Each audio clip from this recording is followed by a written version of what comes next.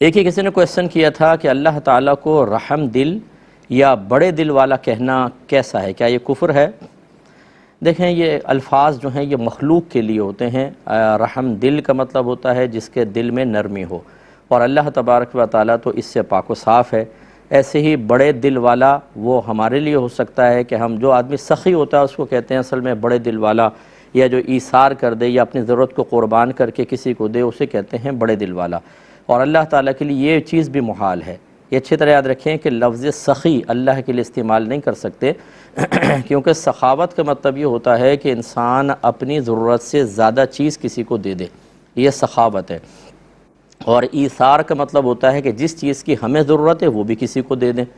تو اس کا مطلب ہے کہ سخاوت ہو یا ایثار، اس میں ضرورت پہلے ہوتی ہے۔ اگر ضرورت قربان کر کے دے دیں تو ایثار، اور ضرورت سے زائد دیں تو سخاوت، اور اللہ کے لیے تو ضرورت ہے ہی نہیں، اس لیے اللہ کے لیے سخاوت کا لفظ یا سخی کا لفظ استعمال نہیں کر سکتے۔ یوں ہی رحم دل اور بڑے دل والا نہ کریں۔ اگر کسی کی یہ کہنا مقصود ہے کہ اللہ تعالیٰ رحمت والا ہے، وہ رحم فرمانے والا ہے، تو رحم فرمانے والا کہیں، رحم دل نہ کہیں۔